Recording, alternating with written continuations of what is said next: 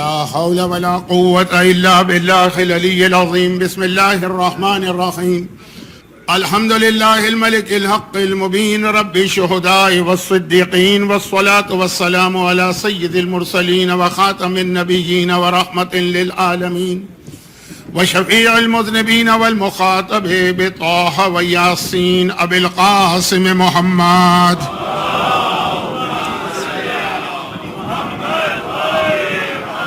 وآله الطيبين الطاهرين المعصومين المظلومين المكرمين المنتجبين الذين أذهب الله عنهم الرجس وطهرهم تطهيرا.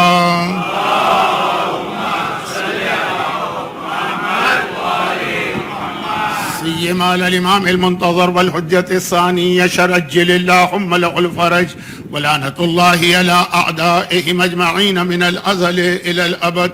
أما بعد، فقد قال الله عز وجل في كتابه المبين وفرقانه المتين وقرآنه المجيد وقوله الحق. بسم الله الرحمن الرحيم.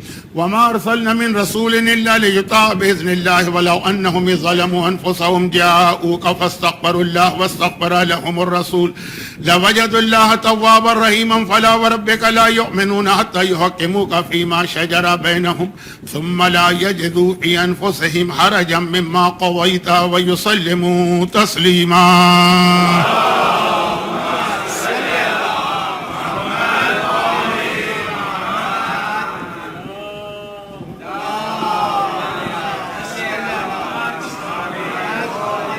فورٹین 48 ہجرہ 2026 کی ایام ازا کی وہ تاریخیں آ گئی ہیں جو غالباً عاشورے کے بعد غم کی سب سے بڑی تاریخیں ہیں، 21 رمضان کی تاریخ کو ملاتے ہوئے. مگر یہ 5 مجالس، اس میں 7 یعنی 7 ایسی مناسبتیں آ رہی ہیں کہ جو میرا زندگی بھر کا طریقہ کار رہا ہے کہ جب کوئی خاص تاریخ آئے، کوئی مخصوصی، تو اس کا ذکر بھی مجلس میں کیا جاتا ہے. تو بڑا مشکل ہو رہا ہے کوئی ایسا ٹاپک یا سبجیکٹ. ذرا لائٹ مجھے پریشان کر رہی ہے، یہ لائٹ یہ ذرا سمجھو. تو بہت مشکل ہو جاتا ہے کوئی ایسا سبجیکٹ کہ جس کے اندر تسلسل سے باتیں بھی کی جائیں اور یہ 7 مناسبتیں بھی جمع ہوں. اب وہ 7 ہیں کیا، بہت مختصر بتا دوں. ورکنگ ڈے کی مجلس ہے، زیارت سے آنے والوں کی تھکن کا بھی مجھے اندازہ ہے، وہاں کے موسم کی شدت کا بھی مجھے اندازہ ہے، اور آج کی رات غم کی رات ہونے کی بنا پہ مصائب بھی زیادہ ہوتے ہیں اور نوحے بھی زیادہ ہوتے ہیں. یہ ساری چیزیں ذہن میں ہیں تو ایک ٹینشن میں بھی ہوں. پہلی بات تو یہ ہے کہ لوگ زیارت سے واپس آئیں. پوری کمیونٹی نہ صحیح، پوری جماعت نہ صحیح، ایک بڑی تعداد ہے. تو جب زیارت کے قافلے جا رہے ہوتے ہیں اس وقت بھی ان کو کچھ پیغام دینا ضروری ہوتا ہے ممبر سے، اور جب واپس آتے ہیں تو اس سے زیادہ ضروری ہوتا ہے کہ ان کو یہ بتایا جائے کہ قرآن نے کسی اوریٹر، اسپیکر، عالم، خطیب کا اپنا کوئی اوپینین نہیں ہے یا اس کا اپنا آئیڈیا نہیں. قرآن نے کیا کہا ہے کہ جب زیارت کر کے آؤ تو کیسے آؤ. قرآن ویسے تو حدیثیں بھی بہت ساری ہیں، لیکن چونکہ ہمارے یہاں ہر چیز میں لوگ کہتے ہیں کہ قرآن میں ہے کہ نہیں، اور جو چیز نہیں ملتی، اب کتنے لوگ داڑھی جو ہے ڈھونڈتے پھر رہے ہیں قرآن میں کہاں ہے، ادھر ہے، ادھر ہے، ادھر ہے، ادھر ہے. ایسے لوگ بھی ہیں جو خمس کو اس لیے ڈھونڈ رہے ہیں قرآن میں کہ جی جو آیت آپ بتاتے ہیں وہ تو مال غنیمت کی ہے، ہمیں تو اپنے یہ ڈیری کوئن کے خمس کے بارے میں دیکھنا ہے، یہ قرآن میں کہاں لکھا ہے. خیر، تو مجھے پتا ہے کہ آپ حضرات ایسے نہیں ہیں، لیکن کیونکہ کام ہمارے یہاں یہ بھی ایک مینٹلٹی بن گئی ہے، تو زیارت کے حوالے سے قرآن کا پیغام. اور یہ آپ کی بات نہیں ہے. میں جہاں 40 کے بعد، 40 کے 2 دن بعد، 2 دن تو لگتے ہیں نا پہلے گروپ کو آنے میں، جو مجلسیں پڑھتا ہوں اس میں ایک تو یہ دوسرا آج کائنات کا ایک طرح سے سب سے بڑا غم ہے رسول خدا، جن کی وجہ سے پوری کائنات کریٹ ہوئی ہے، آج وہ دنیا سے جا رہے ہیں. وہ آپ کے علم میں ہے، اسی لیے آپ لوگ اس کثیر تعداد میں آ گئے ہیں تھکن کے باوجود. اور پھر آقا حسن مجتبی، ان کی شہادت بھی آپ کے کیلنڈر سے آج ہی.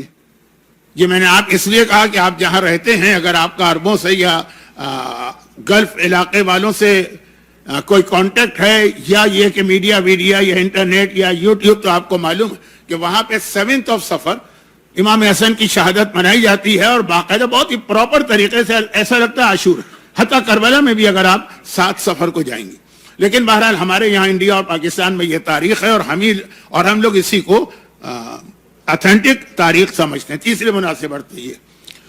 چوتھی مناسبت یہ ہو گئی زیارت رسول خدا امام حسن. چوتھی مناسبت یہ ہو گئی کہ ایران کی سب سے بڑی مخصوصی جسے دیکھ کے آپ کربلا کی 40 یا عرفہ کی مخصوصی یاد کریں گے، وہ کل رات کو ہے. 8ویں امام کی شہادت ایران میں 29 صفر کو ہوتی ہے، جو کل رات ہوگی. اور مشہد مقدس میں کیا مخصوصی ہوتی ہے وہ، جیسا کہ میں نے کہا کہ کربلا کی مخصوصیاں آپ کو یاد آ جائیں گی 40 اور عرفے کی. تو یہ بھی بڑی عجیب بات ہوگی کہ اتنی اہم تاریخ ہو اور صاحبان ایمان کے علاقے میں اتنی بڑی مخصوصی ہے، اور میں ایک جملہ بھی نہ کہوں تو یہ بھی بتانا ہے مجھے.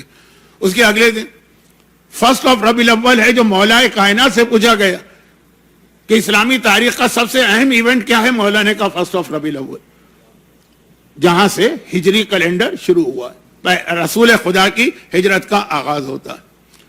تو اب یہ 5 چیزیں تو ہو گئی. آپ کہیں گے مولانا آدھا وقت تو آپ نے اسی میں لے لیا. نہیں، میں اپنا وہ پریشر یا ٹینشن بتا رہا ہوں جس کی وجہ سے ہو سکتا ہے کہ آج یہ 5 مجلسیں آپ کو ایسی لگیں کہ کوئی ذرا ڈسٹرب انداز میں، ڈس آرگنائز.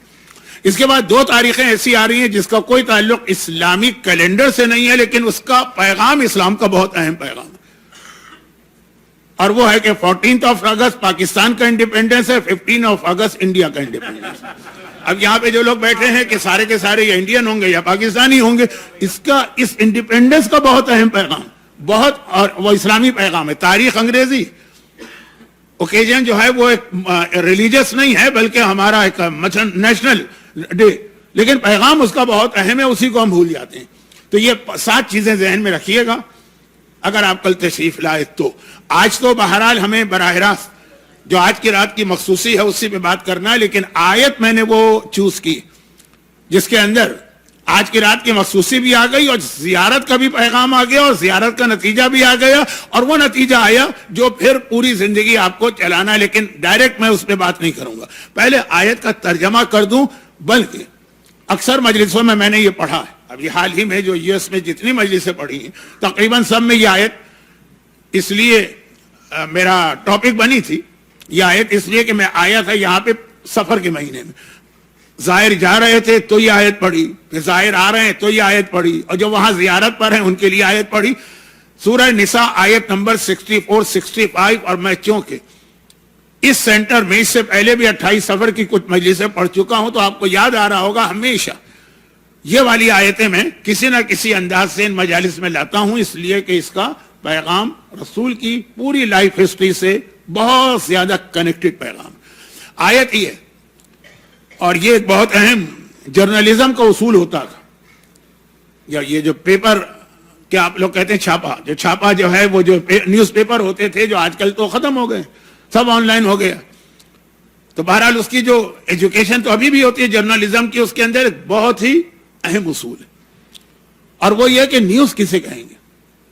یا اب آج کل ہر ایک کے ہاتھ میں ایک موبائل آ گیا تو ہر آدمی جو ہے نا وہ جرنلسٹ بن گیا ہے. معمولی وہ 6 سال کے بچے جرنلسٹ بنے گھومتے رہتے ہیں.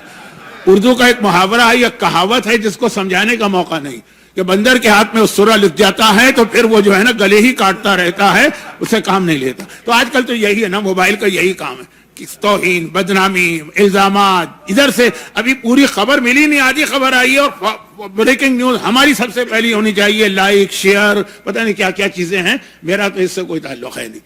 تو خلاصہ یہ ہے کہ جب باقاعدہ پراپر ایجوکیشن کر کے پروفیشنل طریقے سے لوگ آتے تھے، ویل ٹرینڈ، اور ابھی بھی بہرحال ہیں، ہر ڈپارٹمنٹ میں جرنلزم ہے تو وہاں ایک اصول ہوتا ہے کہ نیوز کہتے کسے آپ پرنٹ میڈیا میں شائع کریں گے یا ٹی وی پر آئی. وہ کہتے ہیں کہ اب ایک ایگزامپل دی جاتی ہے اس کے اندر، اور ایگزامپل یہ دی جاتی ہے کہ فرض کیجئے کہ کسی علاقے میں کسی شہر میں کتے نے کسی آدمی کو کاٹ لیا. بہت واقعات ہیں انڈیا میں، تو بہت کتے ہیں، اور میں تو اس وجہ سے ڈر کے مارے وہاں جاتا بھی نہیں. کتوں سے ڈر لگتا ہے، لیکن ان کتوں سے کم ڈر لگتا ہے جو 2 ٹانگوں پہ کتے چلتے ہیں، ان سے زیادہ ڈر لگتا ہے. وہ بات کی چیز ہے، وہ بات کی چیز ہے، آئے گی ضرور، کیونکہ پیغمبر کی ایک حدیث ہے نا کہ کس قوم کو اللہ نے کون سا جانور بنایا. ارادہ ہے کہ اس کو میں اس دفعہ پڑھوں گا. اب دیکھیے باقی اللہ کے ہاتھ میں. تو خلاصہ یہ کہ اب کہاں میں مہوا میں گیا تھا نا, وہاں اتنے, آپ لوگ تو نہیں ہیں مہوائی, لیکن جو مہوا والے ہیں ان کو پتا ہے اتنے کتے ہیں وہاں پہ. تو اب کتے اگر انسان کو کاٹ لیں کوئی خبر نہیں ہوتی, لیکن اگر کوئی انسان غصے میں آ کے کسی کتے کے خود کو کاٹے تو یہ ایک نیوز ہوتی ہے, فلاں انسان نے ایک کتے کو کاٹ لیا, یہ نیوز ہوتی ہے. یہ نیوز کی تعریف ہے, یعنی جو چیز جو ہے نا بہت عجیب سی ہو. اب ایک سوال یہ ہے کہ اگر کبھی یہ نیوز آ جائے کہ جمال پور سے اور تاج پور سے, یہ صحیح نام لے رہا ہوں نا, اچھا جمال پور سے یا تاج پور سے یا کانودر سے یا بمبئی سے یا کراچی سے یا لاہور سے 50 آدمی 60 آدمی 10 آدمی 20 آدمی وہ وہاں سے یہاں پہ آئے امریکہ کے اندر سٹیزن شپ لینے کے لیے, گرین کارڈ لینے کے لیے, یہاں رہنے کے لیے, کسی کو تعجب نہیں ہوگا. یہ دنیا کا اصول یہی کہ جو خراب جگہ ہوتی ہے, خراب, اب میں تفصیل میں نہیں جا رہا ہوں خراب کسے کہتے ہیں, ہر ایک کا اپنا ایک پوائنٹ آف ویو ہوگا, لیکن اب میری جو مراد ہے, جیسے میں کراچی کا رہنے والا ہوں, وہاں پانی نہیں ہے, وہاں بجلی نہیں ہے, وہاں سڑکیں نہیں ہیں, وہاں پہ کوئی لا اینڈ آرڈر نہیں ہے, معمولی سے موبائل فون پہ پورے خاندانوں کو گولیوں سے اڑا دیا جاتا ہے. اب اگر وہاں سے کوئی یہاں آ رہا کہ کم از کم جو بیسک فیسلٹیز ہیں وہ تو ہر ایک کو مل ہی جاتی ہیں, اور یہاں سے میری مراد خالی امریکہ نہیں ہے, کینیڈا یا یورپ, تو اللیگل مائگریشن کتنا زیادہ ہوتا ہے, لوگ جان خطرے میں ڈال کے جاتے ہیں, اور جانے والوں میں سے 20, 30, 40 بلکہ بعض اوقات تو 80% لوگ مر جاتے ہیں, لیکن ایک رسک لیتے ہیں. یہ کوئی نیوز نہیں بنی کہ جی اتنے سارے لوگ یہاں ہیں. لیکن جب کبھی ہم یہ سنتے ہیں کہ فلاں صاحب اچھی طرح ویل سیٹلڈ تھے امریکہ میں اور وہ واپس چلے گئے مثلا انڈیا میں یا پاکستان میں, ریورس مائگریشن, یا امریکہ کے علاوہ کسی اور ویسٹرن کنٹریز میں اچھے خاصے ایک آدمی سیٹل ہی نہ ہو پائے, اس کو رائٹ ہی نہ ملے, زبردستی ہاتھ پاؤں باندھ کے اس کو بھیج دیا جائے, نہیں اپنی خوشی سے, تو پھر آدمی سوچتا ہے کہ کیا ریزن ہوا. پہلے والے آدمی سے نہیں پوچھے گا کہ کیا ریزن ہوا ہے کہ تم وہاں سے یہاں آ گئے ہو, کیونکہ ہر ایک کو معلوم ہے.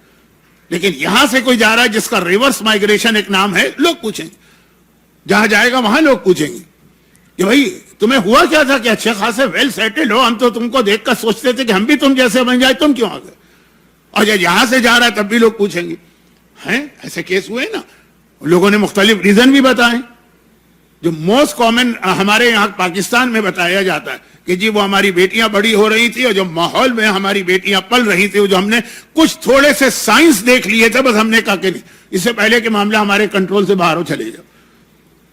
لیکن کتنے والدین ہیں کہ ان کو کوئی پرواہی نہیں, اگنور, جو بیٹی کرتی ہے کرتی رہے. لیکن یہ میرا فی الحال موضوع نہیں ہے, آج کی رات کا موضوع ہے. تو اب یہاں پہ جو میں نے آپ کو مثال دی ہے نا, یہ کیوں دی, میں پہلے بھی دے چکا ہوں, لیکن مجھے 100% شیور ہے کہ آپ کو یاد نہیں رہا ہوگا.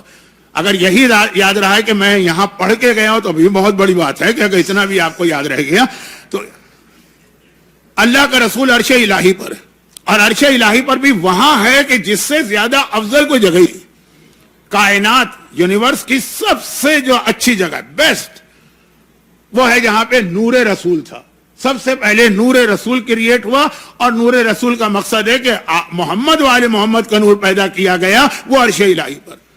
اور ایسی جگہ ہے ہائیسٹ اسٹیٹس جو ہو سکتا, کہ جس کے لیے اکثر ایک حدیث آپ سنتے ہیں کہ جب پیغمبر معراج کی رات میں جبرائیل کے ساتھ جا رہے تھے تو وہ جب بیر کا درخت نظر آیا, جبرائیل وہاں رک گئے, ریڈ لائن, یا رسول اللہ لو جاوزت انملۃ لا ترکت, بس یہاں سے آگے میں بھی نہیں بڑھ سکتا. اگر یہ انگلی کی پہلی پور کے برابر بھی آگے بڑھا تو لا ترکت, میرے بالوں پر میرے پر جل کے رہ جائیں گے. لیکن اللہ کے رسول گئے, اس کے آگے وہ سب سے آخری منزل ہے جہاں کوئی انسان, کوئی نبی, کوئی ملک, کوئی جن, کوئی فرشتہ, کوئی نہیں پہنچا, کوئی نبی تک وہاں نہیں پہنچا. جو قرآن نے کہہ دیا فکان قاب قوسین و ادنا, یہ عظمت رسالت. جو ہمارے علماء ایک جملہ کہتے ہیں نا کہ جہاں جبرائیل کے پر جل رہے ہیں وہاں محمد چمڑے کی نالین پہن کے چل رہے ہیں, یہ عظمت رسالت. وہاں پہنچے جہاں کوئی نہیں پہنچا, اور وہ وہاں تھے. پہنچے تو یہ جب معراج دنیا سے گئے, لیکن جب اللہ نے ان کا نور کریٹ کیا تو اپنے عرش پر ہی اس کو رکھا. اب سوال یہ پیدا ہوتا ہے کہ اتنی اچھی جگہ پر رہنے والا اس دنیا میں آیا کیوں؟ عربی میں اس جو ہمارا یہ ورلڈ ہے اس کو دنیا کہتے ہیں, پلینٹ ارتھ دنیا کہتے ہیں. دنیا عربی کا مطلب ہے, عربی میں اس لفظ کا مطلب ہے بہت ہی انفیریئر, بہت ہی حقیر, بہت ہی چھوٹی چیز. اردو میں بھی ایک لفظ استعمال ہوتا ہے ادنا, بہت چھوٹی چیز. دنیا حقیر ترین ہے, سب سے خراب جگہ دنیا, یہ سمجھ لیجیے, اور سب سے اچھی جگہ رہ رہا ہے وہ. کوئی پرابلم آیا ہو کہ اللہ نے جیسا مثلا شیطان تھا, پرابلم آئے نا, اس کو کک آؤٹ کیا گیا کہ نکلو یہاں سے, وہ اگر وہاں سے یہاں آیا تو سمجھ میں آتا ہے نکال دیا گیا.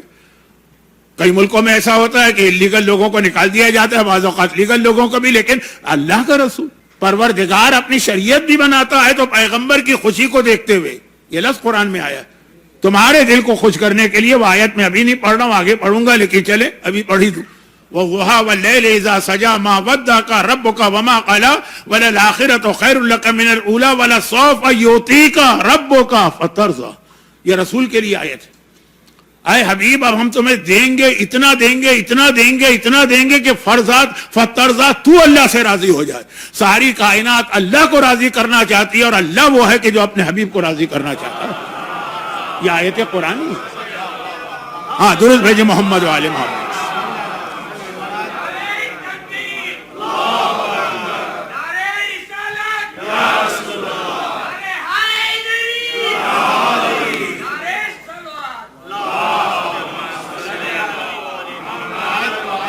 آپ کو میرا انداز تو پتا ہے نا کہ میں اس طرح سے مسلسل پڑھتا ہوں کہ بعض اوقات دل میرا بھی بہت چاہتا ہے نعرے لگانے اور نعرے سننے کا, لیکن میرا وہ انداز اگر ٹوٹ جائے تو پھر واپس وہ آ کے تقریر کے کنیکشن کو ملانا مشکل ہوتا ہے. تو آپ بھی حضرات بھی اسی طرح سنتے رہیے جیسا اس سے پہلے سنتے رہے ہیں, اور انشاءاللہ اس کے بعد جب تک زندہ رہا اسی طرح سناؤں گا.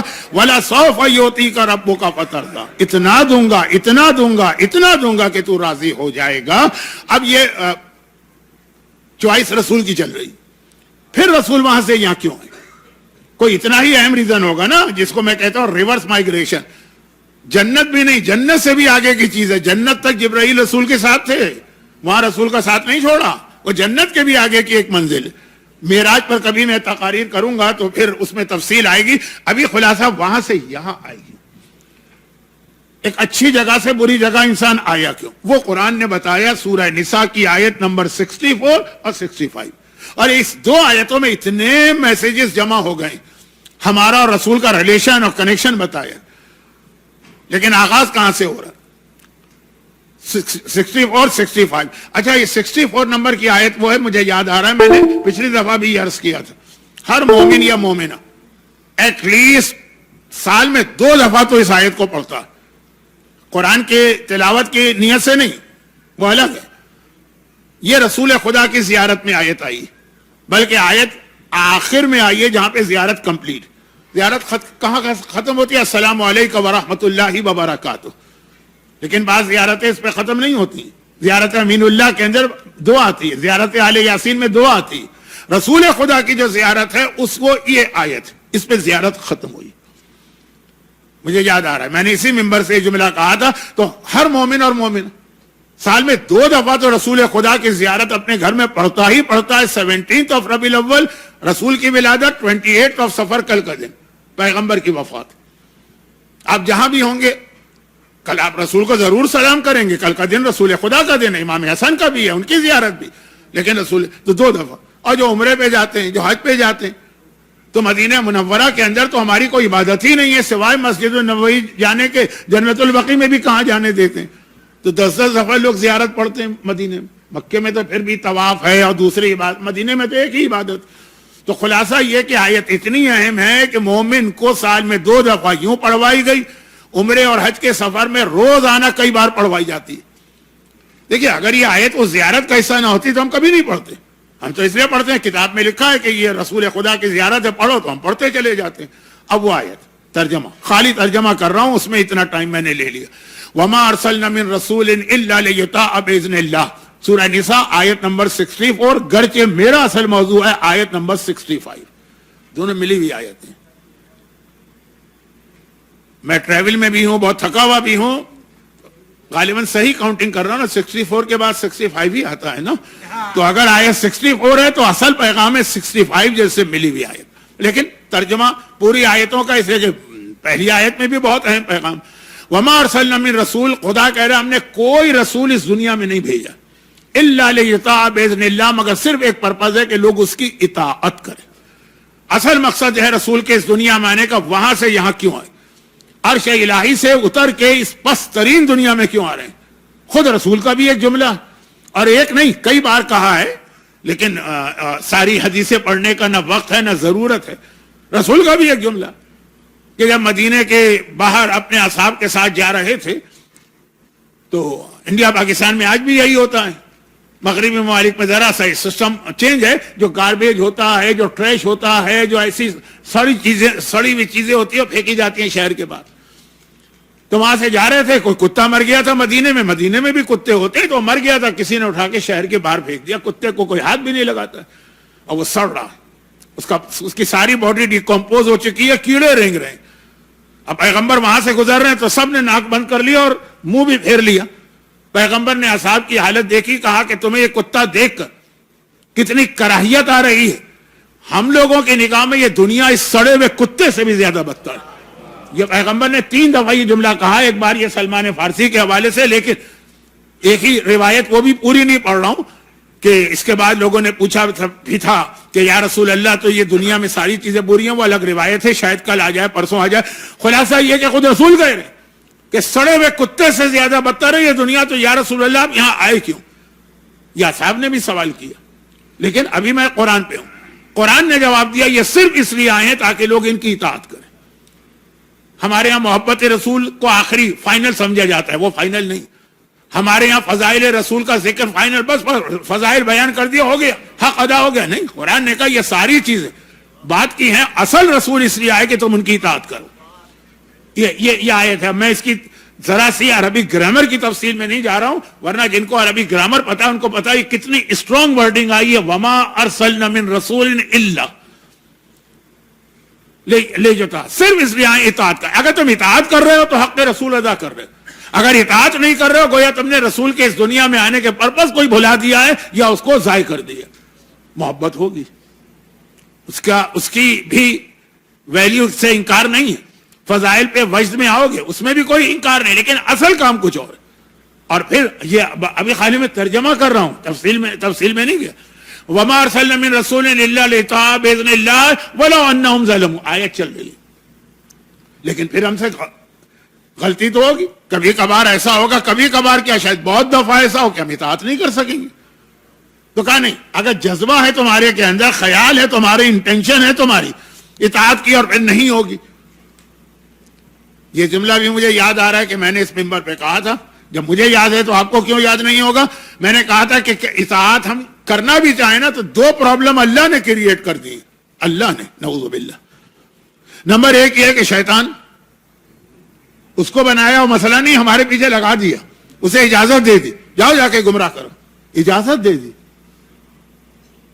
یہ پرمیشن کا مطلب کیا ہوا کہ بھائی ہمیں گمراہ کرنے کے لیے شیطان کو کچھ پاورز چاہیے تھی، وہ اس کو دے دی گئی. اسے پاور چاہیے ٹریولنگ کی، چاہے تو ابھی مثلا یہاں کسی کو گمراہ کرے، اسی منٹ جا کے جمال پورہ میں کسی کو گمراہ کرے. میں ان مومنین کا احترام کر رہا ہوں، میں مثال اپنے کراچی کی لیتا ہوں. کراچی وہ بیمار نہیں ہوتا، بھائی بیمار ہے تو اپنا ڈیوٹی پہ نہیں جاتے ہیں نا آپ لوگ، اس دن چھٹی کر دیتے ہیں. شیطان کو اتنی پاور دی ہے کہ چھٹی بھی نہ کرے تاکہ ہر وقت 24 گھنٹے وہ گمراہ کرتا رہے. بھائی آپ کو کوئی کام دیا گیا ہے، لیکن آپ کہیں گے کہ بھائی ہمارا گھر بھی تو چلانا ہے نا، جاب بھی کرنا ہے، اور یہ کہ بزنس بھی چلانا ہے. شیطان کو جاب سے بھی فارغ کر دیا گیا، تجھے رزق کا مسئلہ ہی نہیں ہوگا کبھی.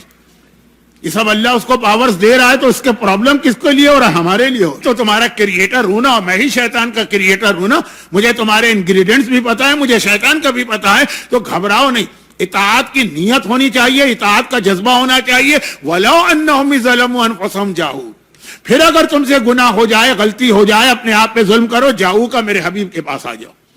یہ زیارت ہے، پیغمبر کے پاس جانے کا نام ہی زیارت، یہی تو ہے نا زیارت. اللہ کے گھر جائیں گے اس کو حج کہیں گے، پیغمبر کے پاس آئیں گے اس کو زیارت کہیں گے. فاستغفروا اللہ، پھر اللہ سے دعا کرو. واستغفر لهم الرسول، اور رسول بھی تمہارے لیے دعا کرے. یہ ہے مسئلہ، ان کو اتنا راضی کرو کہ وہ تمہارے لیے دعا کرے. لوجد اللہ تواب الرحیم، تو جس مقصد کے لیے رسول آئے اطاعت کی جائے، تم نے نہیں کی، لیکن اگر تم نے رسول کو راضی کر لیا تو اللہ تمہاری توبہ بھی قبول کرے گا، تم پر رحمت بھی نازل کرے گا. لیکن فلا وربک لا یؤمنون، بالکل ملا ولا. لیکن یاد رکھو، تیرے رب کی قسم کوئی مومن نہیں ہے اس دنیا. حتی یحکموک فیما شجر بینہم ثم لا یجدوا فی انفسہم حرجا مما قضیت ویسلموا تسلیما. اب شارٹ کر رہا ہوں, پورا ترجمہ کل کروں گا. کوئی مومن نہیں, یہ اللہ کہہ رہا ہے, اور قسم کھا کے کہہ رہا ہے. قسم اللہ نے بہت سی چیزوں کی کھائی, لیکن عام چیزوں کی قسم کھانا اور ہے, یہاں اللہ نے اپنی قسم کھائی. دو ہی جگہ تو اللہ کی قسم آپ کو نظر آتی ہے, ایک اس آیت میں کہ تیرے رب کی قسم, اور ایک حدیث قصہ میں وعزتی وجلالی لما خلقت السماء مبنیۃ والارض مطیہ. یہ حدیث قصہ میں اللہ نے عزت و جلال کی قسم کھائی, اپنی قسم. اور یہاں کہا کہ تیرے رب کی قسم یہ مومن نہیں ہے جب تک کہ یسلم تسلیما, تیرے ہر حکم کے سامنے سر نہ جھکا لیں اور اس پر عمل نہ کریں. تو دنیا میں رسول آئے اس لیے, ان کو اپنا قصیدہ نہیں پڑھوانا, انہیں اپنی نعت لوگوں کی زبان سے نہیں سننا, انہیں لوگوں کی زبان سے بڑے بڑے دعوے نہیں سننا ہے کہ یا رسول اللہ آپ کے نام پہ جان قربان اولاد قربان. انہیں اطاعت چاہیے, ٹوٹل اوبیڈینس. اور اس کے بعد قرآن نے آخری فیصلہ یہ سنایا کہ تیرے رب کی قسم یہ مومن ہو ہی نہیں سکتے جب تک کہ رسول کے ہر حکم کے سامنے سر نہ جھکائیں. اور جب منزل یہاں پہ آ گئی کہ یہ ہے مقصد رسول, اسی میں زیارت, اسی میں زیارت کا فلسفہ, اسی میں زیارت کا نتیجہ. لیکن یہ ساری چیزیں کل شاید کل بھی نہ ہوں, کیونکہ میرا موضوع اتنا پھیل گیا کہ میں تھوڑا سا محسوس کر رہا ہوں کہ حق ادا نہیں ہوگا اس رات کا, تو مصائب تو آج ہو جائیں گے, لیکن یہ موضوع ابھی کل بھی چلے گا. اب یہاں پہ رسول آئے, رسول اس دنیا میں تشریف لائے. اس کے بعد پھر رسول کا دنیا سے جانا اطاعت کو ختم نہیں کرتا, اپنی جگہ کسی کو بٹھا کے گئے. اب جو رسول کی اطاعت ہے وہی اس کی بھی اطاعت ہے. یہی من کنتو مولا کا مطلب ہے کہ میں اب قرآن نے رسول کا مقصد بتایا, من کنتو مولا نے امامت کا مقصد بتایا کہ ان کی اطاعت کرنا. لیکن اب یہ جملہ, لیکن اگر ہم چہاردہ معصومین کی حالات پہ نگاہ ڈالیں تو بہت زیادہ, شاید سب سے زیادہ, شاید پروبیبلی سب سے زیادہ جن دو معصوموں کے حالات میں سملیرٹی یا شباہت نظر آتی ہے وہ رسول خدا اور امام حسن. اگر آپ دونوں کے حالات دیکھیے گا نا, حالات کی بات کر رہا ہوں, فضائل کے اعتبار سے تو سب اولنا محمد, آخرنا محمد, اوسطنا محمد, کلنا محمد ہے. صغیرنا و کبیرنا سوان, ہمارے خاندان کا بڑا ہو کہ چھوٹا ہو سب کا رتبہ برابر ہے. لیکن حالات کے اعتبار سے دیکھیں تو رسول خدا کے حالات اور امام حسن. اور یہ جملہ بھی کہہ دوں تو غلط نہیں ہے کہ پیغمبر کے بہت سارے فضائل آقا حسن مجتبی کی وجہ سے ہمارے سامنے آئے. آقا حسن مجتبی کی وجہ سے بہت اہم شخصیت ہے امام حسن مجتبی. وقت چونکہ بہت زیادہ نہیں رہا, مجھے معلوم ہے ورکنگ ڈے بھی ہے, آپ اصل میں تو غم کا بیان سننے اور تابوت کو بوسہ دینے کے لیے آئے ہیں. باقی جو میرا اصل بیان ہے وہ میں کل سے کروں گا, وہی لوگ آئیں گے جو مجھے سننا چاہتے ہیں. خیر, تو اب آ جائیے کہ جو میں نے ایک جملہ کہا کہ رسول اور امام, تو اگر دنیا کے حالات دیکھیں تو سب سے زیادہ سملر یا میچنگ والے حالات. بطور مثال,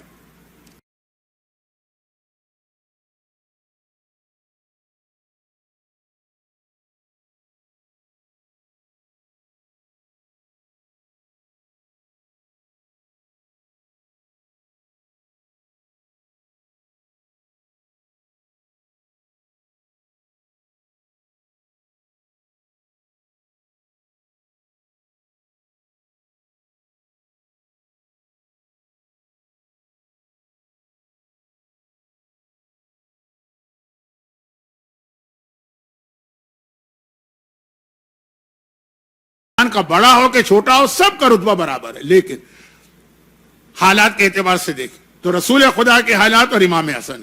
اور یہ جملہ بھی کہہ دوں تو غلط نہیں ہے کہ پیغمبر کے بہت سارے فضائل آقا حسن مجتبی کی وجہ سے ہمارے سامنے, آقا حسن مجتبی کی وجہ سے بہت اہم شخصیت ہے امام حسن مجتبی. وقت چونکہ بہت زیادہ نہیں رہا, مجھے معلوم ہے ورکنگ ڈے بھی ہے, آپ اصل میں تو غم کا بیان سننے اور تابوت کو بوسہ دینے کے لیے آئے ہیں. باقی جو میرا اصل بیان ہے وہ میں کل سے کروں گا, وہی لوگ آئیں گے جو مجھے سننا چاہتے ہیں. خیر, تو اب آ جائیے کہ جو میں نے ایک جملہ کہا کہ رسول اور امام, تو اگر دنیا کے حالات دیکھیں تو سب سے زیادہ سملر یا میچنگ والے حالات. بطور مثال, رسول اس دنیا میں آئے, اب رسول کے مشن کو روکنے کے لیے جو طریقے اختیار کیے گئے اس میں سب سے پہلا طریقہ تھا پروپیگنڈا. پہلا یہ مرحلہ ہے, وہ ناکامی ہوتی ہے تو پھر تلوار لے کے بدر و احد و خندق میں آتے ہیں. پہلے مرحلے میں تلوار نہیں نکالی جاتی ہے. سوچتے ہیں کہ چھوٹا سا ایک مسئلہ ہے, نعوذ باللہ میں غلط لفظ استعمال کر رہا ہوں, یہ کاکروچز ہیں, یہ کیا کریں گے ہمارا. پہلے مرحلے کے اندر جو ہے نا, جو ہر قسم کا ایجیٹیشن ہوتا ہے نا, اس کو بہت لائٹ لیتی ہیں حکومتیں, پھر جیسے جیسے بڑھتا جاتا ہے پھر وہ سیریس ہوتی جاتی ہے. تو اب پیغمبر شروع میں پروپیگنڈا, ہمارے ہاں آج کی دنیا کی سیاست میں بھی یہی.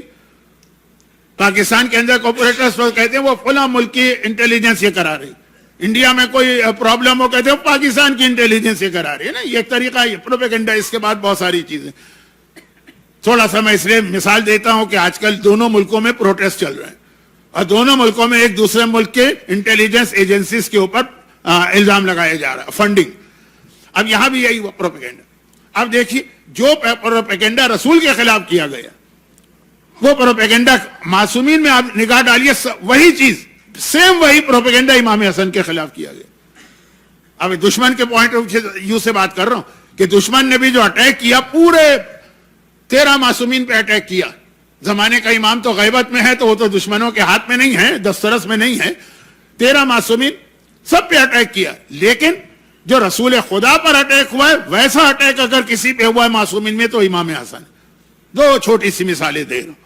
مولا علی کے خلاف بھی کم پروپیگنڈا نہیں ہوا, اور کربلا کے خلاف بھی کم فتوے نہیں آئے. لیکن جو جس نیچر کا پروپیگنڈا پیغمبر کے اوپر, اب بہت زیادہ جو پروپیگنڈا کیا جا رہا ہے, اس میں ایک چیز یہ آتی ہے, پیغمبر کی شادیاں. آپ ویسٹ میں بیٹھیں, سب سے زیادہ جو رسول خدا پر ویسٹرن اورینٹیلسٹ جنہوں نے بکس لکھی ہیں, کتابیں لکھی ہیں, سب سے زیادہ جو رسول خدا پر اعتراض انہوں نے کیا وہ رسول خدا کی شادیاں. شادیوں کے حوالے سے یہ ایسا کچھ پورٹریٹ کیا ہے رسول کو کہ جیسے نعوذ باللہ تو وہ یہ خالی عورتوں کی وجہ سے اور عیاشیوں کی وجہ سے انہوں نے ایک نیا دین ایجاد کیا. لیکن یہ اس وقت سے تھا. پیغمبر کی 11 بیویاں تو آخر تک رہیں, لیکن ویسے پیغمبر نے ٹوٹل 20 سے زیادہ نکاح کیے. کچھ عورتوں نے پہلے دن سے ہی طلاق مانگ لی. کچھ عورتوں نے ایسے جملے کہے کہ پیغمبر کمرے میں جاتے جاتے واپس پلٹ گئے کہ اپنے باپ کے گھر جاؤ. کچھ اور 20-22 ایک بالکل ایک الگ ڈیفرنٹ سبجیکٹ ہو جائے گا, ہے انٹرسٹنگ, لیکن آج کی رات کے لیے صحیح نہیں. اب آئیے معصومین کو دیکھ لیجیے. جتنے معصوم ہمارے سامنے آئے امام زمانہ کو چھوڑ کے, جو باقی 12 معصوم رسول کے علاوہ, کس پر یہ الزام لگایا گیا؟ شادیوں کا. اور شادیوں کے ذریعے سے کس کو یہ ظاہر کرنے کی کوشش کی گئی کہ وہ تو خالی بس وہ نعوذ باللہ عیاشی کی زندگی گزارتے تھے. مولا پہ کوئی الزام نہیں لگا سکا, آقا حسین پہ یہ الزام تو نہیں لگا, اور بہت سارے لگے. جو میں نے کہا نا, فتوے تو ہر ایک کے خلاف آئے, 6واں ہو 8واں ہو 11واں ہو, کہیں دیکھ لیجیے. صرف امام حسن واحد معصوم جن پہ بالکل وہی الزام لگا جو رسول خدا پہ لگا کہ وہ شادیاں بہت کرتے. یعنی وہ حاکم شام معاویہ سے انہوں نے صلح نامے میں دستخط ہی اس لیے کی کہ نعوذ باللہ وہ آرام سے زندگی چاہتے تھے, وہ یہ جھنجٹ میں نہیں پڑنا چاہتے تھے کہ باطل کا مقابلہ کرو اور خطبہ دو اور اس کے خلاف جہاد کرو. جاتے پیسفل زندگی, شادیاں کرتے جاؤ, زندگی گزارتا جاؤ. نعوذ باللہ, دشمن کی بات. لیکن الزام دیکھیں بالکل سیم الزام ہر امام معصوم کے خلاف پروپیگنڈا ہوا. لیکن میں بات کر رہا ہوں سملر یا میچنگ والا پروپیگنڈا. یا رسول خدا پر ہوا کہ شادیاں شادیاں شادی, پھر وہ کمپیئر بھی کر دیتے کہ دیکھیے ایک ہمارا نبی ہے عیسیٰ جس نے زندگی بھر شادی نہیں کی. چند سال پہلے ان کی کوئی بیوی ڈھونڈ ڈھانڈ کے کوئی بک لکھی گئی تھی, لیکن چلا نہیں وہ معاملہ, شادی نہیں کی. اور ایک تمہارا نبی ہر سال ایک شادی کر رہا. پیغمبر مدینے میں کتنے سال رہے؟ 10 سال رہے نا, اور 21 شادیاں کی, جن میں صرف 2 شادیاں مکے میں ہوئی تھی, باقی سب مدینے میں. ہر 6 مہینے بعد شادی کر رہے ہیں. اگر آپ کے سامنے کوئی کسی مومن کے بارے میں یہ آ جائے کہ ہر 6 مہینے بعد شادی کر رہا ہے, تو آپ اس کے بارے میں کیا امیج دماغ میں بٹھائیں گے؟ وہی بنانے کی کوشش. اور امام حسن کے لیے تو لوٹیا ڈبو دی ان لوگوں نے. کہا 500 شادیاں کی, 500 شادیاں کی ہیں 10 سال کے اندر. ایک سال میں کتنی شادیاں بنتی ہیں؟ بعض نے اس سے بھی زیادہ کہا, بعض نے کچھ کم کہا. اور یہ کہ بات بہت سیریس ہو جائے, مولا کے نام سے کہا. مولا نے ممبر کوفہ پہ اعلان کیا, کوفے والوں اپنی بیٹیاں حسن کو مت دینا. امام دوسرے امام کے لیے ہی ممبر پہ اعلان کر رہا ہے. نہیں, دشمن کہہ رہے ہیں.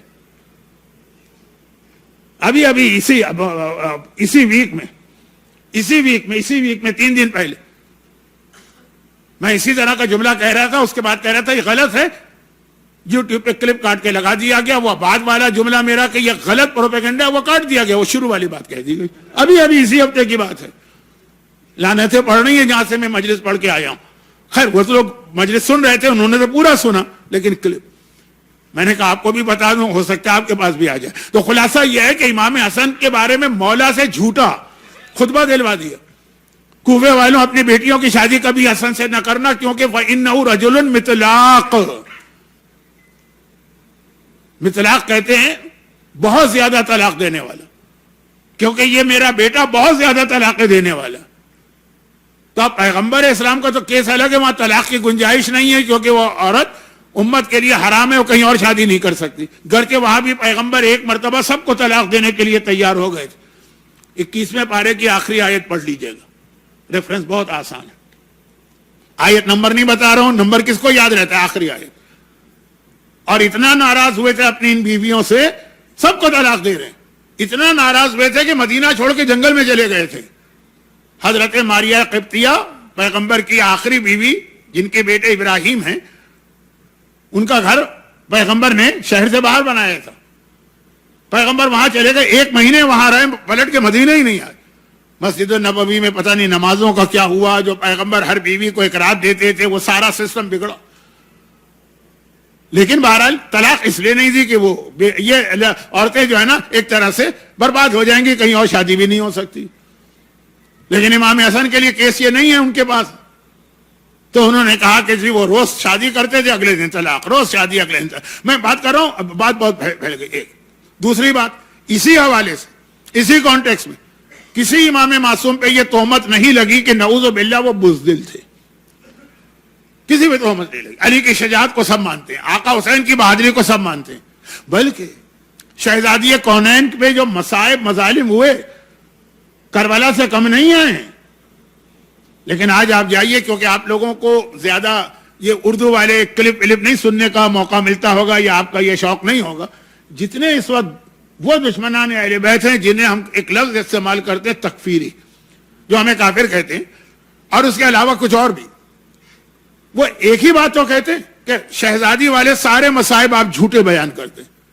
دلیل کیا لاتے ہیں کہ علی جیسا بہادر کائنات میں کوئی نہیں ہے, تو کیسے ہو سکتا ہے ان کے گھر میں یہ ظلم اور وہ خاموش بیٹھے رہے. تو علی کی بہادری پہ کسی کو کوئی شک نہیں, آقا حسین کی شجاعت پہ کسی کو شک نہیں. باقی ائمہ کے بارے میں بھی کسی نے نہیں کہا بزدل ہے, کہا تو یا رسول خدا کے لیے کہا یا امام حسن کے لیے کہا. میں بتا رہا ہوں کہ دیکھیے آج کی رات 2 معصومین کیے, ان کے حالات کتنے سملر. رسول خدا پہ یہ الزام کب لگا؟ پہلی بات تو یہ کہی گئی کہ رسول خدا نے زندگی میں کبھی تلوار ہی نہیں اٹھائی, کیونکہ وہ لڑنے والے تھے ہی نہیں. یعنی ان میں طاقت نہیں تھی, ان میں شجاعت نہیں تھی, ان میں بہادری نہیں تھی. دوسروں کو آگے کر دیتے, دوسروں سے مطلب مولا ہیں, دوسروں سے مطلب جعفر طیار ہیں, خود نہیں آتے تھے میدان. تو ایک واقعہ ہمارے پاس ایسا ملتا ہے جس میں دونوں کی بہادری ایک واقعے میں جمع ہو گئی.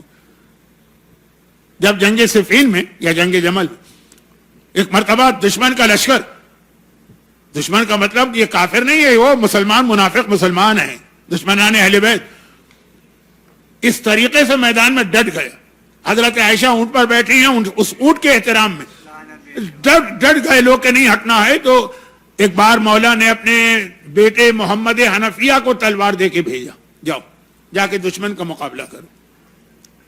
محمد حنفیہ اتنے طاقتور تھے کہ جو کوائن ہوتا ہے نا آپ کے پاس, وہ اپنے ہاتھ میں لے کے اس کوائن کو اس طرح سے مسلتے تھے تو جو اس کے اوپر انگریونگ ہے, جو تحریر ہے, وہ مٹ جاتی تھی. آسان کام نہیں ہے, آپ یہ کام کیجئے گا نہیں ورنہ انگلیاں آپ کی ٹوٹ جائیں گی. لیکن یہ مشکل ترین کام ہے انگلیوں سے, ناممکن کام ہے. میں مشکل ترین کام. محمد حنفیہ اتنے بہادر. ایک بار کسی مسئلے پر کوئی بات ہو گئی, وہ جو ڈھال ہوتی ہے جو دشمن کے مقابلے کے لیے استعمال کی جائے, جو شیلڈ, جو تلوار روکتی ہے, جو نیزے روکتی ہے, وہ انہوں نے ہاتھ میں لے کے اس طرح سے 2 ٹکڑے کر دی جیسے آپ کاغذ پڑھتے ہیں. یہ محمد حنفیہ کی طاقت ہے. لیکن نہیں ہٹا سکے ان منافق مسلمانوں کو جو علی کے خلاف اترے ہیں میدان. پوری کوشش کر لی, واپس آ گئے.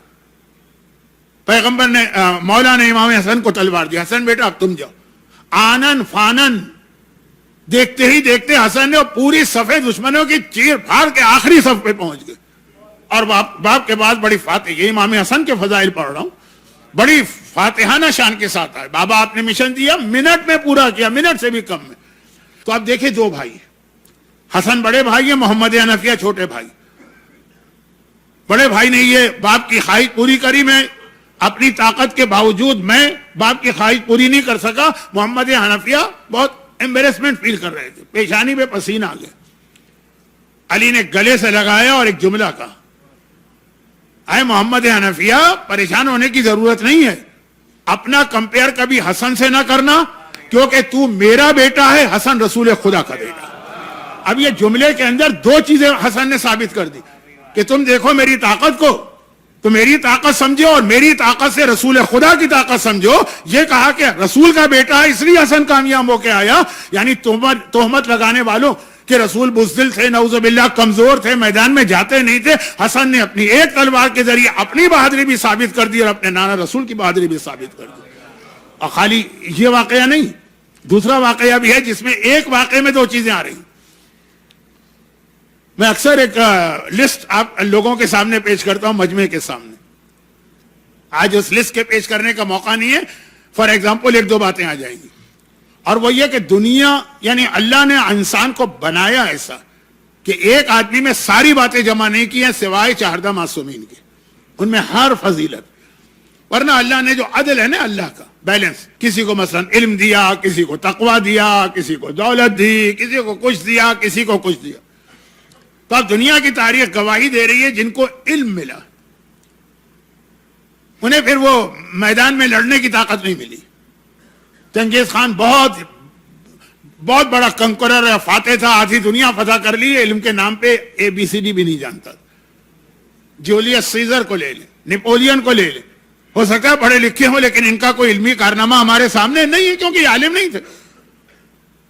اور جو عالم تھے انہوں نے ایک چھوٹا سا گاؤں بھی فتح نہیں کیا, چاہے وہ نیوٹن ہو, چاہے وہ آئنسٹائن ہو, چاہے وہ اس سے پہلے کے ہوں, چاہے وہ اسٹیفن ہاکنگ ہو, جو بھی ہو. کوئی قباحت بھی نہیں ہے. اللہ نے کسی کو علم دے دیا, وہ اس میں آگے بڑھ گیا, لیکن گھر میں بیٹھ کر ہی کام کرے گا. کسی کو بہادری دے دی, وہ ملکوں پہ ملک فتح کرے گا, لیکن علم کے نام پر ایک صفحہ بھی اپنے بات چھوڑ کے نہیں جائے گا. اور یہ اسی کو کہتے ہیں اللہ کی عدالت. کسی کو کچھ دیا, کسی کو کچھ دیا. کائنات کی تاریخ کے اندر ایسا کہیں نہیں ملے گا سوائے آل محمد کے خاندان کہ علم میں دیکھیں تو ان سے بڑا عالم کوئی نہیں ہے, بہادری میں دیکھیں تو ان سے زیادہ بڑا بہادر کوئی نہیں. یہ آل محمد کا خاندان ہے. لیکن اب اس میں خاص وہ واقعہ پڑھ رہا ہوں جس میں رسول خدا اور امام حسن جمع ہو جاتے ہیں. مسجد النبوی اصحاب رسول سے بھری ہوئی ہے, کیونکہ پیغمبر نے روز آنا ایک ٹائم رکھا ہوا ہے کہ اس وقت لوگ آ کے جو ان کو پوچھنا ہے پوچھے. تو کثیر تعداد میں لوگ آتے ہیں اس ٹائم پر, اور وہی اصول ہے جو ذرا کامن سینس کا بھی ہے, اسلام کا بھی, کہ فرسٹ کم فرسٹ, جو پہلے آ گیا وہ آگے بیٹھے گا, جو بعد میں آیا وہ پیچھے جائے گا, جو بعد میں آیا اور پیچھے جائے گا. اور یہ اسلام چاہتا بھی یہی ہے. اس لیے نماز کی پہلی صف کا کتنا ثواب بتایا گیا. نماز وہی نماز ہے, امام جماعت وہی امام جماعت ہے, لیکن آپ پہلی صف میں کھڑے ہوں, آپ آخری صف میں کھڑے ہوں. مومنین کو یہ پیغام نہیں معلوم ہے, اس کی وجہ سے لوگ آتے ہیں, پیچھے بیٹھتے جاتے, پیچھے بیٹھتے جاتے ہیں, پیچھے بیٹھتے جاتے, آگے سب خالی. مجھے تو خوشی ہو جاتی ہے کہ دیکھتا ہوں ممبر سے پیچھے تک حال بھرا ہوا ہے. بھئی آگے بھی تو دیکھو کہ سارا خالی پڑا ہوا ہے حال. مثلا تو خلاصہ یہ ہے کہ مسجد کا طریقہ یہی تھا, کامن سینس. جو آتا ہے بعد میں پیچھے بیٹھے, جو آگے والے سوال پوچھتے جائیں گے, ہٹتے جائیں گے, جگہ بنتی جائے گی, ہٹتے جائیں گے. مگر اس وقت کوئی ایسا آنے والا مسجد میں داخل ہوا کہ اس میں ایسی اس کی گریسفل پرسنالٹی تھی کہ وہ مسجد میں داخل ہوا, ساری مسجد جیسے ایک پریشر میں آ گئی. اس کی شخصیت, اب عربی کا لفظ استعمال کرتا ہوں, وجاہت, جو ہم دعائے توسل میں وجیہن یا وجیہن عند اللہ کہتے ہیں, وجاہت, ایسی گریسفل پرسنالٹی کہ اس کو دیکھ کے سب لوگ بہت زیادہ امپریس ہوئے, اور وہ رکا نہیں. یعنی ہر آنے والا تو داخل ہوا وہیں بیٹھ گیا, جہاں تک صفیں ہیں اس کے پیچھے, وہ آگے بڑھا. تو لوگوں نے اس کو باقاعدہ جگہ دی. اس کی شخصیت دیکھ کر, ایج چہرے سے نظر آ رہی ہے, تقوی چہرے سے نظر آ رہا ہے, پھر خود اس کا آ جانا, اس کا پریزنس پورے مجمع کو ایک دباؤ میں لے گئے. اور سیدھا گئے رسول کے پاس جا کے بیٹھے. پیغمبر مسجد نبوی میں ہوں اور گود میں ایک طرف حسن ایک طرف حسین بیٹھے نہ ہو, یہ کیسے ہو سکتا ہے؟ تو رسول اسی شان سے بیٹھے ہوئے.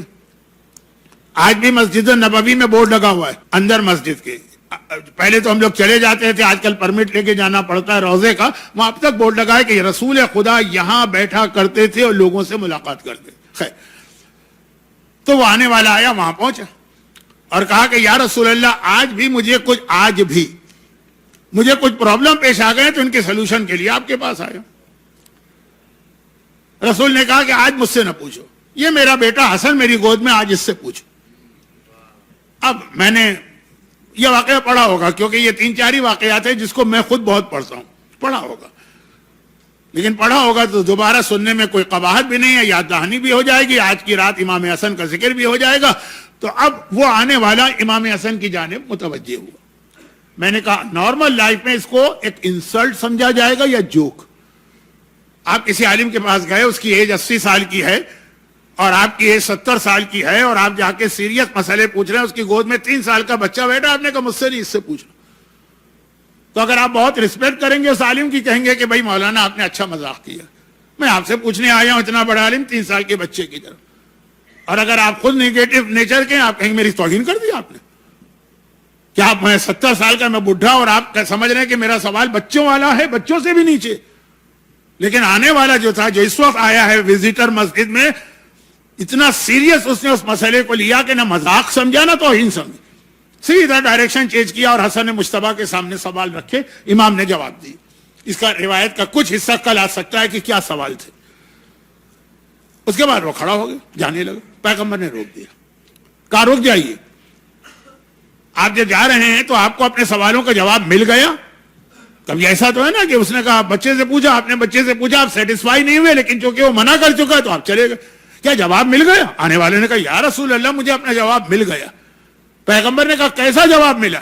کہا یا رسول اللہ اتنا سیٹسفائی جا رہا ہوں جتنا اگر آپ سے سنتا تو سیٹسفائی ہو کے جاتا ہوں. آپ کا جواب اور 3 سال کے بچے کا جواب میرے اعتبار سے بالکل برابر. یہ کہہ کے باہر چلے گئے. لوگوں نے کہا یا رسول اللہ یہ تھا کون؟ ہم تو مدینے میں رہنے والے ہیں, آج تک ہم نے اس کو مدینے میں نہیں دیکھا. کہا یہ مدینے کا ہی نہیں, یہ خضر نبی ہیں جو آج میرے پاس آئے ہیں, کیونکہ وہ اکثر آتے رہتے ہیں جب ان کو کوئی مسئلہ پیش آ گیا. اور خضر کون ہے؟ حضرت موسیٰ جیسا صاحب شریعت نبی, تورات نازل ہوئی ہے, 4 اہم ترین انبیاء جن کو اولو العزم کہا جاتا ہے, ون آف دیم حضرت موسیٰ. یعنی 4 سے میری مطلب ہے مراد رسول خدا کے علاوہ, ان میں ایک حضرت موسیٰ سے کہا گیا, جب موسیٰ نے ایک دفعہ دل میں سوچا میں کتنا بڑا عالم ہوں, کہا علم کی بات کر رہے ہو, جاؤ خضر کے پاس, جا کے پتا چلے گا علم کسے کہتے ہیں. بھیجا گیا, موسیٰ کو خضر کا شاگرد بنایا گیا. موسیٰ نے جا کے خضر سے علم حاصل کیا, تو موسیٰ جیسا صاحب تورات, صاحب شریعت, صاحب کتاب, اولو العزم نبی جس کا شاگرد بنتا ہے وہ خضر نبی 3 سال کے حسن کا شاگرد بن کے جاتا ہے. اب ذرا اندازہ کریں, اور یہ کہہ کے جا رہے ہیں کہ اتنا ویسا ہی سیٹسفیکٹری جواب ملا جیسا آپ سے ملتا تھا. یعنی علم حسن اور علم رسول کو برابر کر دیا. ایک واقعے میں دونوں کا علم ہمارے سامنے آیا. یہ حسن مجتبیٰ ہے جو کبھی اپنے نانا کے طاقت کا مظاہرہ کر رہا ہے, اپنی ایک تلوار چلا رہا ہے لیکن اپنی طاقت بھی بتا رہا ہے, نانا کی طاقت بھی. کبھی علم کا مظاہرہ کر رہا ہے, اپنا علم بھی بتا رہا ہے, اپنے نانا کے علم بھی بتا رہا ہے. اور اسی لیے الزامات بھی ایک جیسے دونوں پہ لگے.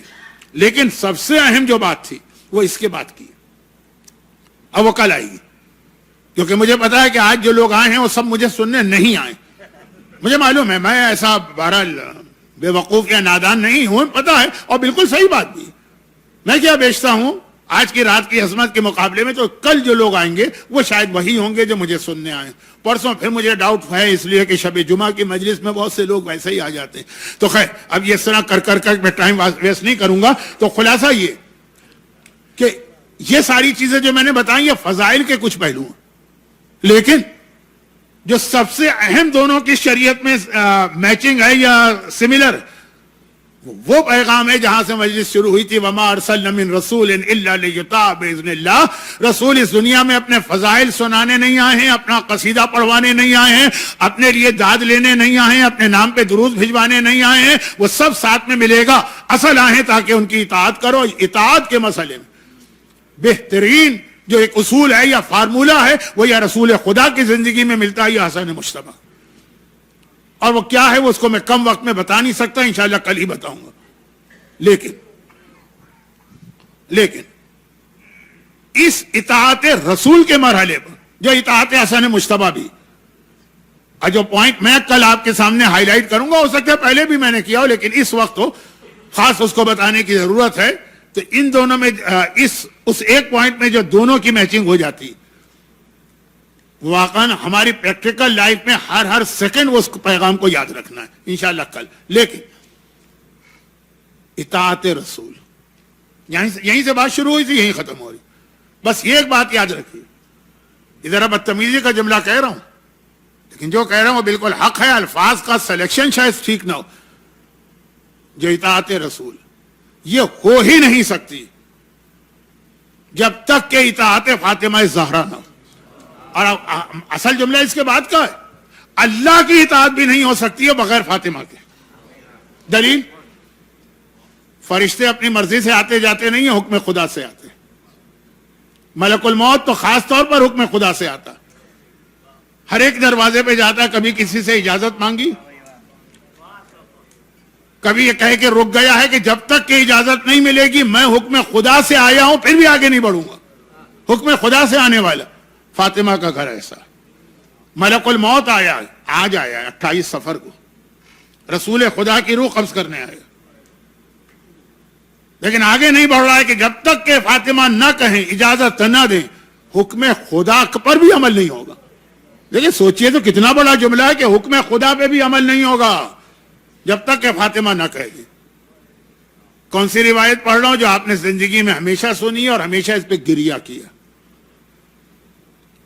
ماہ سفر کا لاسٹ ویک ہے، 11 ہجری ہے. پیغمبر بیمار پڑ گئے غدیر سے آنے کے بعد. اور میں اس پر ابھی بات نہیں کر رہا ہوں کیونکہ سینسیٹیو ایشو ہے، کم وقت میں غلط فہمی نہ ہو. لیکن بیمار پڑ گئے نہیں، بیمار کیا گیا، پیغمبر کو زہر دیا گیا. لیکن زہر ایسا تھا کہ جو آہستہ آہستہ اثر کرتا ہے، سلو پوائزننگ. پیغمبر اب بیمار ہیں لیکن آخری 3 دن بہت زیادہ کمزور ہو چکے تھے. تقریباً جو لاسٹ 3 دن تھے نا، 25 سے 28 سفر تک، پیغمبر زیادہ تر غشی میں ہوتے تھے. تھوڑی دیر کے بعد آنکھیں کھولتے تھے، پھر غشی میں چلے جاتے، یہاں تک کہ 28 سفر کی رات آ گئی. اور فاطمہ اپنے باپ کے سرہانے بیٹھی ہے 3 دن سے. کسی بھی بیٹی سے پوچھے باپ کی یہ حالت ہوگی، وہ اپنے باپ کے بیڈ سے ہٹے گی نہیں. یہ تو فاطمہ. دنیا میں کسی بیٹی نے اپنے باپ سے محبت نہیں کی جو فاطمہ نے اپنے بابا سے کی. 3 دن سے وہیں بیٹھی، بلکہ پیغمبر کا سر اپنی گود میں لے کے بیٹھی. دیکھا 3 دن سے میرا بابا زہر کے اثر سے تڑپ رہا ہے، آرام نہیں مل رہا ہے. غشی میں جاتے ہیں، پھر تکلیف کی وجہ سے آنکھیں کھل جاتی ہیں. اب اس وقت پیغمبر کو تھوڑا سا آرام مل گیا. جو آرام مل گیا تو پیغمبر کی آنکھ لگ گئی، گویا سو گئے. دروازے پہ نوکنگ کی آواز آ رہی ہے. فاطمہ نے آہستہ سے پوچھا کون ہے؟ جواب ملتا ہے کہ میں رسول خدا کا زائر ہوں، ملاقاتی ہوں، وزیٹر ہوں، پیغمبر سے ملنے آیا ہوں. فاطمہ نے آہستہ سے کہا کہ اس وقت میرا بابا نہیں مل سکتا ہے، چلا جا اور دیکھ 3 راتوں سے میرا بابا جاگ رہا تھا، آج اسے نیند آئی ہے، اسے بے آرام نہ کر. خاموشی. تھوڑی دیر گزری، دوبارہ نوکنگ. فاطمہ نے پھر آہستہ سے پوچھا کون ہے؟ وہی آواز آ رہی ہے کہ میں رسول کا وزیٹر ہوں، انا زائر الرسول. فاطمہ نے کہا کہ میں نے ابھی بتایا تھا نا، میرے بابا کو بڑی مشکل سے نیند آئی، آرام کرنے دے، پھر کسی وقت آنا. خاموشی. چپ ہو گیا وہ. پھر تھوڑی دیر کے بعد نوکنگ کی آواز آئی. فاطمہ نے پوچھا کون ہے؟ وہی آواز آ رہی. اب شہزادی کو جلال آ گیا. ذرا آواز بلند ہو گئی کہ اے آنے والے، 3 مرتبہ میں بتا چکی ہوں میرے بابا کو بے آرام نہ کر، بڑی مشکل سے میرا بابا سویا. اب اس سے پہلے کہ وہ کوئی جواب دے، پیغمبر نے آنکھیں کھولی اور کہا بیٹی فاطمہ، اس آنے والے کو آنے کی اجازت دے دو. بابا یہ کون ہے؟ کہا یہ ملک الموت ہے جو حکم خدا سے آیا ہے، لیکن اسے بھی پتا ہے کہ جب تک کہ فاطمہ اجازت نہیں دیں گی میں فاطمہ کے گھر میں داخل نہیں ہو سکتا. 28 سفر. فاطمہ نے اپنے گھر کا اتنا احترام دیکھا، اتنی رسپیکٹ ہے کہ اپنی مرضی سے نہیں، ملک الموت میں نے کہا نا حکم خدا سے آتا. اس کو بھی پتا ہے کہ حکم خدا فاطمہ کی مرضی پر ہے. تو اس فاطمہ کو اس وقت جب یہ منظر دیکھنے کا موقع ملا ہوگا کیا قیامت گزری ہوگی کہ ملک الموت رک جاتا ہے لیکن تھوڑی دیر کے بعد کچھ ظالم لکڑیاں لے کے اور آگ لے کے میرے دروازے پہ آ گئے اور آنے کے بعد تھریٹ کرتے ہیں فاطمہ گھر کا دروازہ کھولو ورنہ ہم دروازہ جلا کے بائی فورس اندر انٹر ہوں گے. فاطمہ کو یقین نہیں آ رہا. کہا یہ دروازہ ہے کہ ملک الموت قدم آگے نہیں بڑھاتا ہے. ملک الموت تو پھر بھی کچھ نہیں ہے. جب میرا بابا مجھ سے ملنے آتا ہے تو جب تک کہ میں اجازت نہ دوں میرا بابا بھی میرے حجرے میں نہیں آتا. جس کے لیے پوری کائنات بنی ہے, جو سید کائنات ہے, جو مالک کائنات ہے, فاطمہ کے گھر میں نہیں ہوگا تو یہ کون ہے جو یہ تھریٹ کر رہا ہے, دھمکی دے رہا ہے کہ دروازہ کھولو ورنہ دروازہ جلا دیں گے. اور آنے والے نے خالی زبانی بات نہیں کی ہے, جب دروازہ نہیں کھولا تو جو لکڑیاں لائی گئی تھی ان میں آگ لگائی گئی. اور ذرا دیکھیں فاطمہ کے گھر کا دروازہ جلنے لگا, اور جب جلنے لگا تو اس طرح سے اس کو پش کیا گیا دیوار کی طرف کہ رسول کی بیٹی اپنا حجاب بچانے کے لیے دروازے کے پیچھے گئی اور دروازے کو پش کیا جا رہا ہے. وہ وقت آ گیا کہ دروازے اور دیوار کے بیچ میں دب کے فاطمہ غش کھا کے گری, اور اس کے نتیجے میں جو پریشر آیا اس کے نتیجے میں محسن شہید ہوا ماں کے سامنے. اور آنے والے نے خالی یہ نہیں کیا, ہاتھ میں کوڑا تھا. ایک مرتبہ وہ کوڑا اٹھا کے پہلو زہرا پہ اس طرح مارا کہ 28 صفر کو جو فاطمہ زخمی ہوئی تو 95 ڈیز کے بعد اپنی شہادت تک زخمی رہی. علی غسل میت دیتے ہوئے چیخ چیخ کے رونے لگے. یہ آج کے مسائل. رسول خدا کا دنیا سے جانا, فاطمہ کے پہلو پہ کوڑا پڑا ہے, فاطمہ کی پسلیاں ٹوٹی ہیں, فاطمہ کا بیٹا شہید ہوا ہے, فاطمہ در و دیوار کے بیچ میں دبی. مگر اس حالت میں بھی, اس زخمی حالت میں بھی فاطمہ کو جب پتا چلا میرا حسن مجتبی دنیا سے جا رہا, بہت مشکل ہوتا ہے ایک رات میں 2 مصائب پڑھ لینا.